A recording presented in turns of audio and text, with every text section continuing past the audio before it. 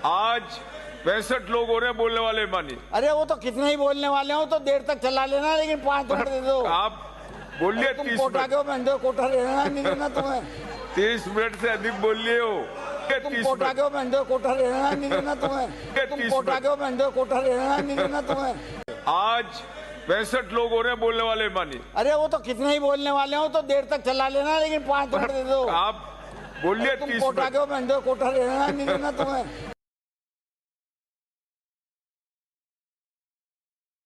और हमारी सरकार ने आपके समय में एक जगह नहीं, हमें कई जगह धरना देना पड़ा, क्योंकि हरियाणा के किसान को, गुजरात के किसान को, एमपी के किसान को, यूपी के किसान को उस बाजरे को 2300 रुपए का मिला और हमारे किसानों ने उस बाजरे को 1400 रुपए में और 1500 रुपए में हमारा किसान का बाजरा बिका था।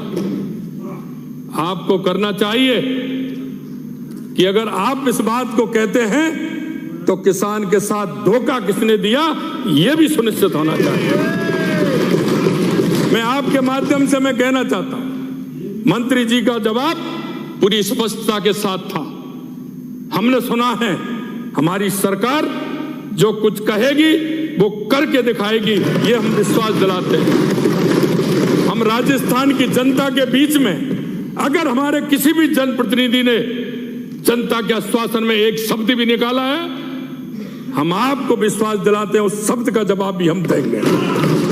और मैं यही कहना चाहता हूं कि हमारे मंत्री जी का जो जवाब है वो स्पष्टतापूर्ण है कि हमारी सरकार निश्चित रूप से विचार करेगी और हमारे राजस्थान के किसान को बाजरे के लिए लाभ भी देगी।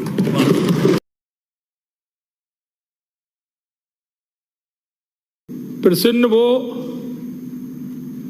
क्योंकि किसी की तरफ अगर एक उंगली करते हैं तो 4 अपनी तरफ होती है। उसका कारण यह है कि प्रसन्न पूछा कि बाजरे की खरीद कितने की। मैं पूछना चाहता हूं कि बाजरे की फसल अभी आने वाली है, सरकार के बाद शायद ये पहली फसल होगी सरकार बनने के बाद, लेकिन इस बात का भी विचार करना चाहिए कि 5 साल के अंदर हमने उस पर कितना खरीदारी की।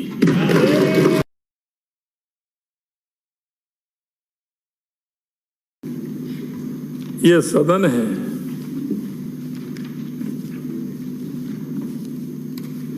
सदन में आवश्यक है प्रश्नोत्तर। अगर प्रश्न किया है तो उत्तर सुनने की जिम्मेदारी भी होनी चाहिए।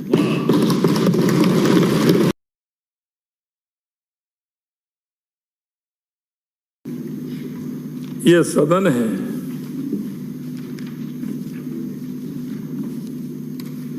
सदन में आवश्यक है प्रश्नोत्तर। अगर प्रश्न किया है तो उत्तर सुनने की जिम्मेदारी भी होनी चाहिए।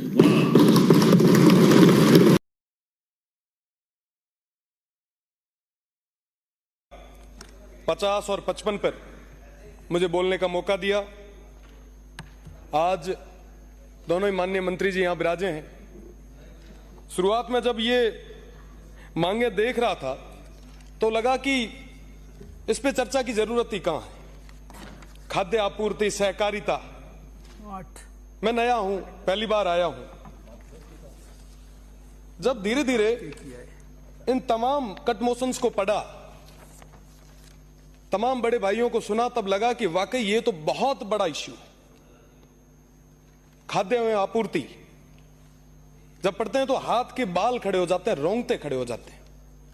इसमें उस वर्ग की बात हो रही है जिसके पास खाने के लिए अनाज नहीं है, वो हमारे भाई हैं। जो आर्थिक रूप से कमजोर, वो जो लोग हैं जिनके पास जीवन यापन के लिए अनाज नहीं है, वो जो बीपीएल हमारे भाई हैं, उनकी बात है। तो मुझे लगा कि इस मौके पे मुझे बोलना चाहिए। मुझे जानकारी ज्यादा नहीं है, पर मैं माननीय मंत्री जी से यह निवेदन करूंगा, क्योंकि इसके अंदर एक जो मुख्य समस्या मुझे दिखी खाद्य एवं आपूर्ति की, कि साहब नई राशन की दुकानें खुलनी चाहिए। कई सारे हमारे ऐसे भाई हैं जिनका नाम उस लिस्ट में नहीं है। नाम हम कैसे जोड़ें? उस व्यक्ति तक, उस पंक्ति में आखिरी बैठे व्यक्ति तक अनाज कैसे पहुंचाएं ताकि वो अपना और अपने परिवार का जीवन यापन कर सके। इसके लिए आप काम करेंगे, आप संवेदनशील होकर काम करेंगे, ऐसा मुझे पूरा भरोसा है। राशन की दुकान आज से नहीं, हमेशा से देखते आ रहे हैं। मुझे आज भी वो वक्त याद है जब कोई छोटा सा जरीकन लेके केरोसिन लेने के लिए लोग आया करते थे। लाइटें तो अब आई है साहब, लाइट की तो डिमांड हम अब कर रहे हैं। वो दौर जब केरोसिन से दिया जलाया करते थे, उस दौर में भी सहकारिता और खाद्य आपूर्ति की बहुत बड़ी भूमिका हुआ करती थी।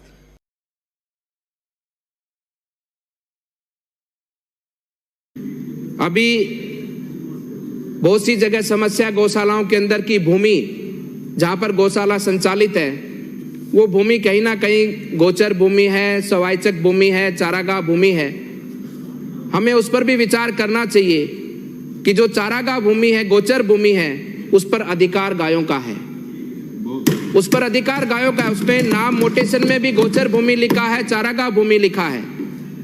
तो सरकार को ये विचार करना चाहिए कि वो भूमि नाम न कराएं, लेकिन उस भूमि का उपयोग गौचारे के लिए वो संबंधित गौशालाएं, उसके आसपास की गौशालाएं कर सके। ऐसी परमिशन, ऐसा आदेश सरकार को लाना चाहिए, जिसके माध्यम से गौशालाओं को चारे की व्यवस्था में भी बहुत बड़ा सहयोग मिलेगा।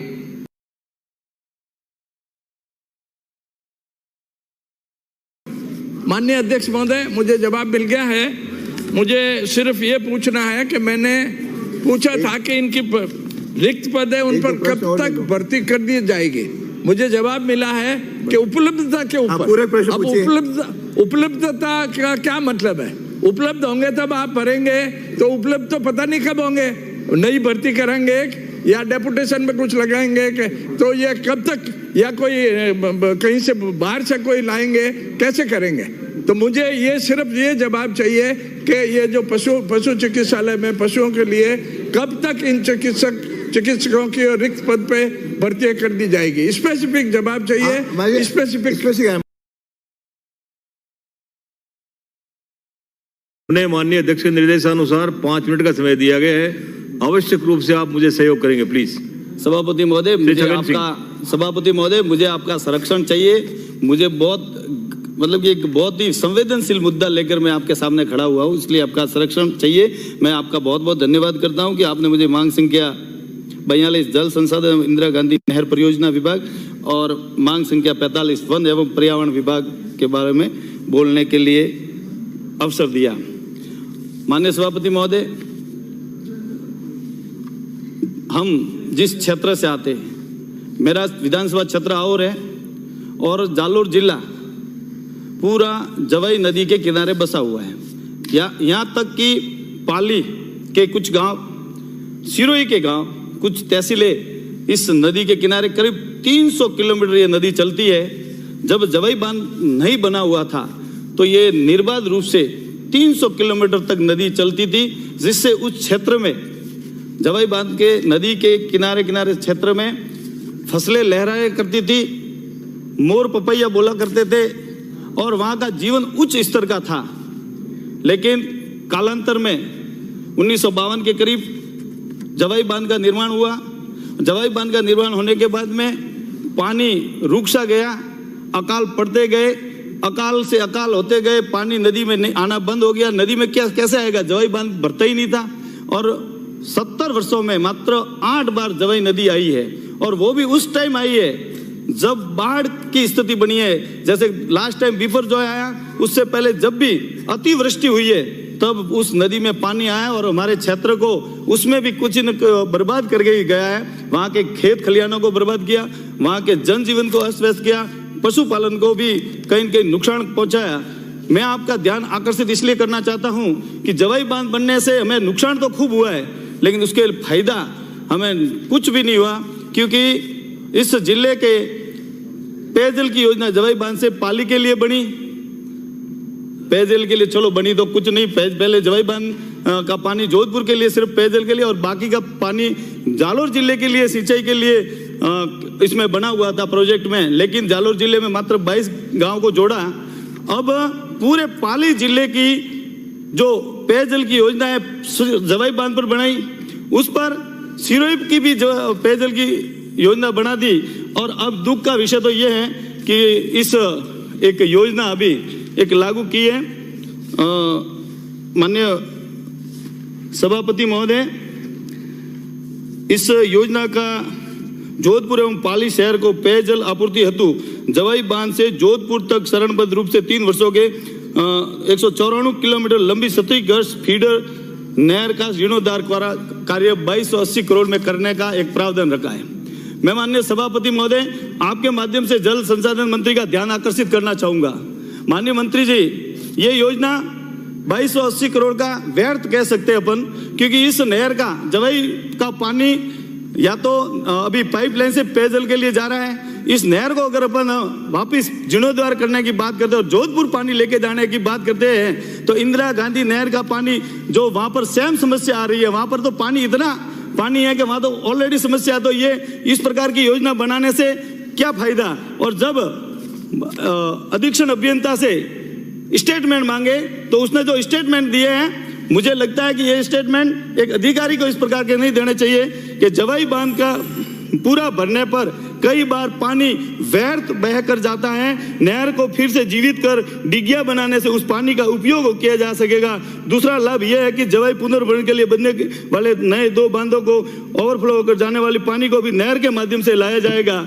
इस प्रकार का जो स्टेटमेंट दिया है अधीक्षण अभियंता ने, मैं माननीय सभापति महोदय मैं आपसे निवेदन करना चाहूंगा, नदी में जो पानी जा रहा है वो अधीक्षण अभियंता ये कह रहे हैं कि वो नदी में व्यर्थ पानी जा रहा है। माननीय सभापति महोदय, ये इतना गंभीर विषय है, उनके क्षेत्र में पानी ले जाने के लिए तो वो सही जगह जा रहा है, और मेरे क्षेत्र में जो पानी जा रहा है, जो जवाई बांध ओवरफ्लो होकर जाता है और उनको समस्या लगती है कि ये व्यर्थ पानी जा रहा है, उससे तो हमारा जीवन करीब वहां की 20 लाख जनसंख्या जो जन रहता है उसके लिए फायदा होता है। और वो 50,000 लोगों के लिए नहर का पानी जाने के लिए वो कहते हैं कि वहाँ खेत खलियान वहां पर कुएं रिचार्ज होंगे। हमारे यहाँ नदी चलती है तो उनको लगता है कि ये पानी वेस्ट जाएगा। मैं आपका संरक्षण चाहता हूँ माननीय सभापति महोदय, मैं आपसे निवेदन करना चाहूंगा कि ये जवाई का पानी जवाई नदी में आना चाहिए। दूसरी जगह गया तो हम कुछ भी करने के लिए इसके लिए तैयार है। जालोर जिला पूरा आपने देखा होगा, पिछले साल किसान भूख हड़ताल पर 25 दिन तक बैठे रहे थे, उस समय जवाई का पानी नहीं छोड़ा था उन लोगों ने। तो ऐसी योजना वो उनकी योजना है और उसने अगर आपने ये लागू कर दी तो बहुत बड़ा आंदोलन होगा, सिरोही जिले के लिए और जालोर जिले के लिए अभिशाप साबित होगा। मैं आपसे निवेदन करना चाहूंगा कि इस तरह की योजना पर विचार करके वापस बंद करें और जवाई नदी का पानी और ये जल नीति लाके, जिस प्रकार से जल नीति का मैं आपको कहना चाहूंगा कि नदी को पुनर्जीवित करने का माननीय अध्यक्ष महोदय, गृह मंत्री जी जब साइला आए थे विधानसभा चुनाव में, उन्होंने कहा था कि जवाई नदी मैं पुनर्जीवित करूंगा और पुनर्जीवित के लिए उसमें प्रावधान लाऊंगा। तो जो जल नीति होती है, डेड स्टोरेज पानी रखना पड़ता है, पेयजल के लिए रखना पड़ता है, सिंचाई के लिए रखना पड़ता है। मैं आपसे निवेदन करना चाहूंगा कि जवाई बांध का पानी भी जवाई नदी में छोड़ने का भी प्रावधान जल निधि में लाया जाए। ये मैं आपसे निवेदन करना चाहूंगा आपके माध्यम से। मैं आपका विशेष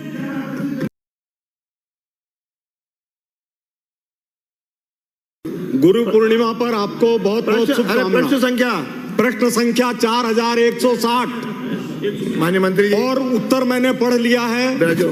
उत्तर मैंने पढ़ लिया है। माननीय मंत्री महोदय से जानना चाहता हूं पूरे प्रश्न कि 2022 की अप्रैल से ड्रग ऑफिसर्स की भर्ती का काम चल रहा है।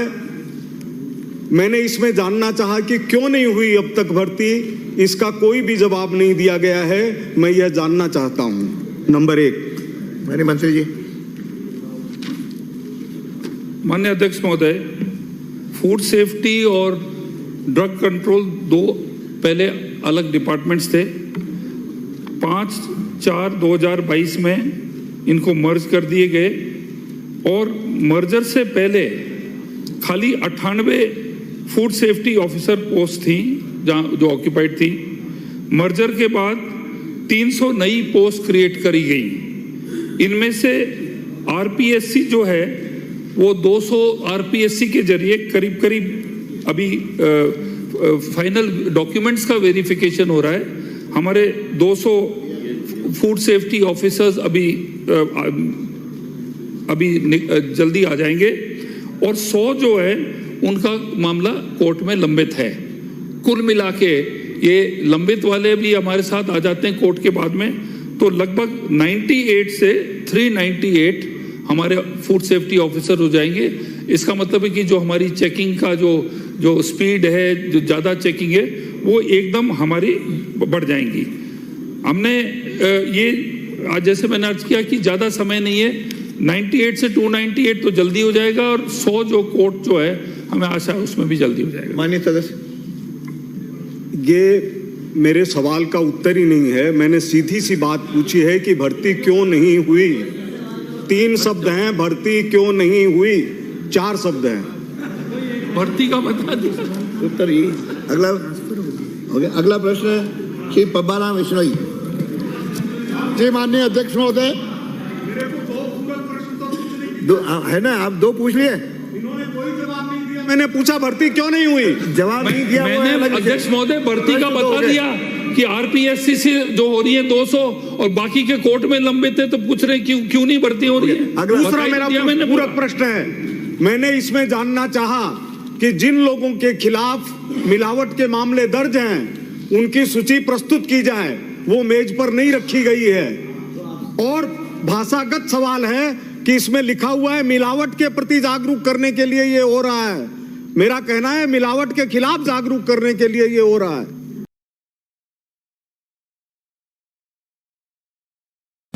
अध्यक्ष महोदय, प्रश्न का उत्तर मुझे अधूरा दिया गया है। मेरे द्वारा राशि कहां कहां व्यय की गई पूछा गया था, जबकि जवाब में मुझे नहीं बताया गया। मैं माननीय मंत्री महोदय से निवेदन करना चाहता हूं, मुझे प्रश्न का उत्तर पूरा दिलाया जाए। मैंने ये कहा था भाई कहां पर किस चीज में खर्च हुआ था, केवल मेरे को डिटेल दी कि इस पंचायत में इतना आया, इस पंचायत समिति में इतना आया। मैं आपको पूछना चाहता हूं, जैसे बहुत सारी पंचायतें हैं जहां पिछली जो कांग्रेस सरकार थी बहुत सारे काम हुए ही नहीं, उनकी एमपी भर दी गई और सचिव और जहाँ के अधिकारी सरपंच मिल गए। बहुत सारे सरपंच ऐसे हैं SC ST के होते हैं, कम पढ़े लिखे होते हैं, उनको चलाता कोई और है, उसको ये भी पता नहीं कि भाई कहाँ पर क्या खर्चा हुआ। वो जो सरपंच उसको चलाता है उसको वो साइन करा के पैसे भर लेता है। उन्होंने पंचायत मांगी थी। मैं सरकार से मांग करता हूँ, क्या MB के अनुसार भौतिक सत्यापन करने की सरकार मंशा रखती है क्या? माननीय मंत्री जी। माननीय अध्यक्ष महोदय, इन्होंने तीनों पंचायत समिति का पंचायतवार मांगा है, काफी बड़ा है। फिर भी ये जिनको ऐसा लगता है कि यहाँ गड़बड़ हुआ है, उन ग्राम पंचायतों के नाम बता दे, मैं पूरी जांच कराऊंगा और जो दोषी होगा उसके खिलाफ कार्रवाई करूंगा। अगला प्रश्न। ठीक है मंत्री महोदय, मैं आपको लिख कर दे दूंगा और व्यक्तिगत भी मिल लूंगा। ठीक है, धन्यवाद। अगला। माननीय अध्यक्ष महोदय, सम्मानीय सदस्य ने जिला कलेक्टर सिरोही के घाटा क्षेत्र की ग्राम पंचायतों से मगरा क्षेत्रीय विकास योजना अंतर्गत निर्धारित मापदंडों के अनुसार पात्रता रखने वाली ग्राम पंचायतों का सर्वे करवा दिया गया है और उसके बाद में जिले से सर्वे रिपोर्ट प्राप्त हो गई। उसके बाद में 83 पंचायतें हैं, उसमें मगरा क्षेत्र में शामिल की गई और आने वाले समय में जल्दी इस आपकी जो पंचायत है उसको शामिल किया जाएगा। माननीय सदस्य। माननीय अध्यक्ष महोदय, मेरा ये क्वेश्चन 2016 में भी था, 2022 में भी था। मंगरा योजना के तहत मेरे 83 गांव आते हैं, सर्वे में भी हो गया, कलेक्टर की रिपोर्ट, कलेक्टर साहब की रिपोर्ट भी गई। 2022 में काफ़ी गांव हुए पर मेरी विधानसभा वंचित रह गई। मेरा तो यही है कि आप थोड़ा उसका समय पीरियड दे दें, क्योंकि 2016 में क्वेश्चन था तो भी सर्वे हुई, रिपोर्ट 83 गाँव की आई। 2022 में क्वेश्चन था, उस टाइम भी रिपोर्ट आ गई, सब कुछ हो गया और अभी भी रिपोर्ट आ गई। मेरे को आप समय अवधि दें, इतने समय में इन गांवों को मंगरा योजना में ले लिया जाएगा, इतना समय बख्शा दें। बताइए। माननीय सदस्य ने जो मगरा क्षेत्र में आने वाले हैं उसमें 83 पंचायतें हैं और 2016 से लगाकर 2022 में भी आपका क्वेश्चन लगा, परंतु राजनीति द्वेषता के कारण बीच में रह गया। तो आने वाले समय में जल्दी इसका आपको समय के साथ मैं समझता हूं कि आपका ये जल्दी 2 महीने के अंदर अंदर इसका समाधान करवा दो। अगला।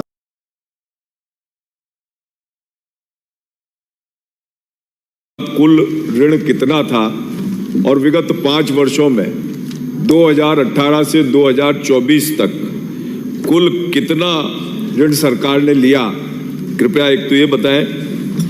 और दूसरा ये है कि जो आपका द्वितीय बिंदु है उसमें गत सरकार के 5 वर्षों में चिकित्सा क्षेत्र में औसत वार्षिक व्यय कुल व्यय का कितना प्रतिशत रहा तथा वर्तमान सरकार का कितना प्रस्तावित किया गया है, बताने की कृपा करें। माननीय मंत्री जी।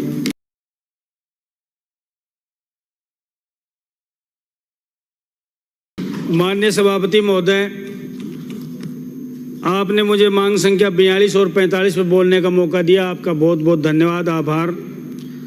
मैं अपनी बात शुरू करूं। पानी पे, वन पे, पर्यावरण पे बात हो रही है। तीनों आपस में पूरक हैं। जल बिना वन नहीं है और वन बिना पर्यावरण नहीं है। इसलिए रहीमदास जी के रोए का उद्घाटन करना चाहता हूँ। रहीमन पानी राखिए, बिन पानी सब सून, पानी गए ना उभरे, मोती मानस चून। पानी के बिना कुछ भी नहीं है। इस संभावना के साथ ही मैं अपनी बात शुरू करता हूँ। माननीय सभापति महोदय, इधर उधर की बात ना करके मैं अगर खेतड़ी क्षेत्र की बात करूँ तो उसमें ज़्यादा लाभ होगा। मैं जिस क्षेत्र से आता हूँ अरावली की पहाड़ियों से घिरा हुआ क्षेत्र है माननीय, और पहाड़ियों की अधिकांश होने के नाते वहाँ पे लगभग क्षेत्र सूखा और जलाशय भी पानी के सूख गए हैं। मेरे विधानसभा क्षेत्र में जीवन यापन का सिर्फ कृषि एक स्रोत है, लेकिन कृषि में पानी के बिना लोग पलायन कर चुके हैं और अन्यत्र दूसरे प्रदेशों में जैसे हरियाणा, दिल्ली में लोग जा चुके हैं। इसलिए मैं निवेदन करता हूं, भूजल के संरक्षण के लिए अगर छोटे छोटे बांध और जलाशयों का निर्माण किया जाए तो मैं समझता हूं एक किसान खेती की तरफ दोबारा लौट सकता है और खेती को अपना मुख्य स्रोत बना सकता है आय का। इसलिए मैं निवेदन करता हूं महोदय, जैसा मैंने पहले भी जिक्र किया था कि अरावली की पहाड़ियों से संभावनाएं नजर आती हैं। जैसे क्षेत्र में 2 रिजर्व कंजर्वेशन है, उस रिजर्व कंजर्वेशन की सुविधाएं मूलभूत अगर विकसित कर दी जाएं तो मैं इस मांग का निवेदन करना चाहता हूं। मेरे द्वारा की गई सभी मांगे वर्तमान में परिप्रेक्ष्य में अति आवश्यक हैं। तो महोदय, आपके माध्यम से मैं राज्य सरकार से निवेदन करता हूं, मांग संख्या 42 व 45 के तहत जो मांगे रखी गई हैं उनको शीघ्र अति शीघ्र अगर मेरी विधानसभा निर्वाचन क्षेत्र में क्षेत्रवासियों को राहत प्रदान करना चाहते हैं तो क्षेत्र की मांगों को निश्चित रूप से पूर्ण करें। मैं जल संसाधन मंत्री से निवेदन करना चाहता हूँ, विधानसभा क्षेत्र खेतड़ी में 4 बड़े बांध हैं, यथा अजीत सागर बांध, रवा बांध, काला बुजा बांध, मोड़ी इलाकर बांध काफी वर्षों से सूखे के कारण अपना अस्तित्व खोते जा रहे हैं। अगर इनमें दोबारा 4 बांधों का जीर्णोद्धार किया जाए और इनमें पानी छोड़ दिया जाए, जैसा यमुना जल के बारे में हमारे शेखावाटी के लिए जो समझौता हुआ है, और मैं तो धन्यवाद देना चाहता हूं हमारे मुख्यमंत्री जी को और हमारे वित्त मंत्री जी को। मुख्यमंत्री जी ने जो शेखावाटी की 3 सीटें लोकसभा में हमारे आशा के विपरीत जाने के बाद भी उसके बाद झुंझुनू गए और झुंझुनू में छाती ठोक के कहा कि हो सकता है जनता ने हमारी बात को शिरोधार्य नहीं किया होगा, सारी हमारे विपक्ष में 3 सीट दे दी होंगी लोकसभा की, लेकिन यमुना का जल निश्चित रूप से शेखावाटी में आएगा। और प्रेस कॉन्फ्रेंस में कहा और प्रेस कॉन्फ्रेंस के बाद सार्वजनिक सभा में ये बात कही। ये दृढ़ इच्छा शक्ति और दृढ़ संकल्प का ही एक निर्णय है कि एक 3 सीटें जाने के बाद भी सार्वजनिक रूप से ये घोषणा करना कि जो हमने कहा है उसमें कथनी और करनी में हमारे फर्क नहीं है। मैं धन्यवाद देना चाहता हूं ऐसे मुख्यमंत्री को। इसलिए निश्चित रूप से मैं शेखावाटी के हरियाणा सरकार के यमुना जल समझौते का स्वागत करता हूं, जिसमें शेखावाटी एक सूख चुका है लगभग। इसमें अगर बांधों में डीपीआर बनाई जाए तो ये बांध अगर भर दिए जाएं तो मैं समझता हूं मेरे क्षेत्र की समस्या पूरी हो सकती है। कुंभाराम लिफ्ट परियोजना में भी जल जीवन मिशन के तहत वंचित जो गांव हैं, मंत्री महोदय मेरा निवेदन है वंचित गांवों को अगर जोड़ा जाए गांव ढाणियों को तो गांव में सुविधा बनेगी। जल संसाधन विभाग में मेरे अधीन खेतड़ी क्षेत्र में स्थित ग्राम गाडराटा के अंदर बांध का निर्माण किया जाए तो जनता को एक प्रत्यक्ष रूप से लाभ होगा। जल संसाधन विभाग के अंतर्गत राज्य सरकार द्वारा मेरे विधानसभा क्षेत्र खेतड़ी में उपयुक्त एनीकट एवं जल संग्रहण हेतु आवश्यक कार्य योजना बनाने की आवश्यकता है ताकि गिरते हुए भूजल को दोबारा रोका जा सके। वन एवं पर्यावरण के संबंध में मैं मांग संख्या 45 के अधीन वन मंत्री जी से निवेदन करना चाहता हूं कि मेरे क्षेत्र में एक बहुत बड़ा रिजर्व कंजर्वेशन, जिसको बांसियाड़ खेतड़ी रिजर्व कंजर्वेशन के नाम से जाना जाता है, मैंने पूर्व भी सदन में इस बात का जिक्र किया था, उसको अगर संरक्षित किया जाए तो मैं समझता हूं रोजगार के अवसर वहां पे बढ़ेंगे। उसकी सीमा और एरिया में पक्की दीवार की आवश्यकता है, पक्की दीवार के बाद में फेंसिंग की आवश्यकता है, क्योंकि 4 फुट की दीवार है मात्र, उसमें जो जंगली जानवर हैं, पैंथर वगैरह, सियार वगैरह वगैरह हैं, वो 4 फीट की दीवार में रोक नहीं सकते, इसलिए इसको ज्यादा ऊंची करके तार फेंसिंग की जाए तो मैं समझता हूँ ज्यादा फायदा रहेगा। बांसियाड़ कंजर्वेशन में समदेड़ा तालाब के पास अगर एक चौकी बना दी जाए और टर्निंग सेंटर बना दिया जाए और इस पूरे रिजर्व कंजर्वेशन को अगर सफारी के रूप में विकसित किया जाए तो मैं समझता हूँ रोजगार के अवसर पैदा होंगे। मैं आपसे निवेदन इतना ही करना चाहता हूं कि लोगों को रोजगार देने के लिए विशेष रूप से अगर विकसित किया जाएगा तो क्षेत्र के लिए और सभी के लिए बहुत बहुत धन्यवाद। आप लोगों ने मुझे मौका दिया, बहुत बहुत धन्यवाद। साधुवाद।